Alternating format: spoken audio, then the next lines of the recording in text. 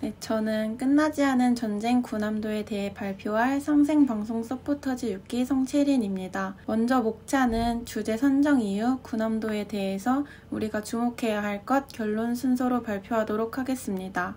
일본의 인식과 주변 식민지 피해자와의 관계에서 촉발될 여러 문제들과의 싸움은 여전히 진행 중에 있습니다. 우리는 일본의 역사 왜곡에 대해 비판하고 독도 영유권 문제나 식민지 시기 강제 동원에 대한 사람들의 관심은 일본군 위안부 문제에 한정되어 있습니다. 그러나 막상 일제강점기에 조선인들이 입은 피해의 구체적 실상에 대해서는 잘 알려지지 않은 탓에 모르는 경우가 많습니다.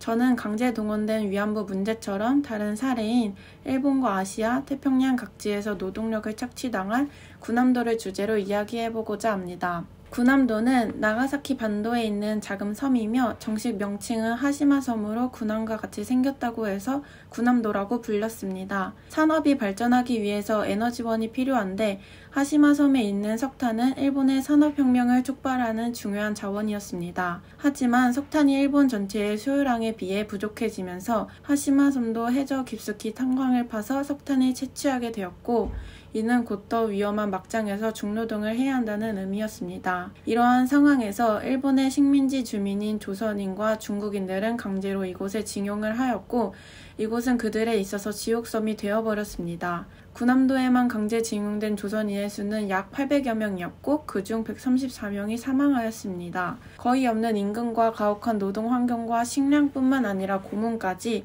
이들에게는 너무나 큰 고통이었고 많은 사람들이 죽어나가게 되었습니다. 탄광은 약 1000m 이상 내려가야 했고 산소가 부족해 하루 한 번 기계로 넣어주기도 했지만 전기가 부족해 끊어지면 그 안에서 그냥 죽을 수밖에 없었으며 근처에 천연가스와 함께 있는 곳이라 폭발이 일어나 죽는 경우도 적지 않았습니다.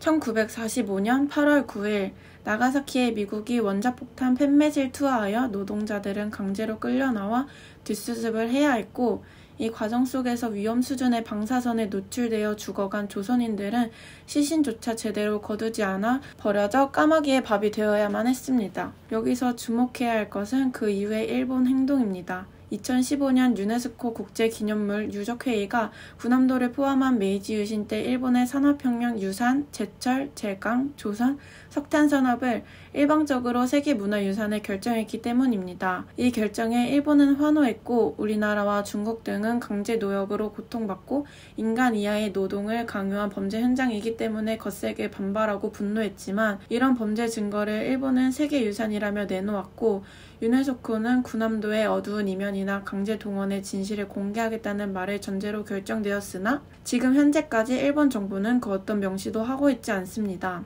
일본 정부는 강제 노역의 사실을 알리는 산업유산정보센터 건립 조건을 지금까지도 이행하지 않은 채 국제사회를 기만하고 무시하다가 비판이 높아지자 군함도 현장이 아닌 1000km 떨어진 도쿄에 정보센터를 열겠다고 발표했습니다. 군함도 문화유산에서 떨어진 곳에 설립함으로써 국제 비판을 피하며 자신들의 잘못된 과거를 지우겠다는 정치적 의도가 깔린 것입니다. 또한 문제가 되는 점은 군함도는 과거 1930년대부터 해방 때까지 주변 식민지 주민을 강제로 징용해 가혹한 노동을 시켰던 현장이었기 때문에 일본도 이러한 점을 알고 있었는지 세계문화유산 등재를 신청할 때 1910년 이전에 하나여 등재한다는 꼼수를 벌였습니다.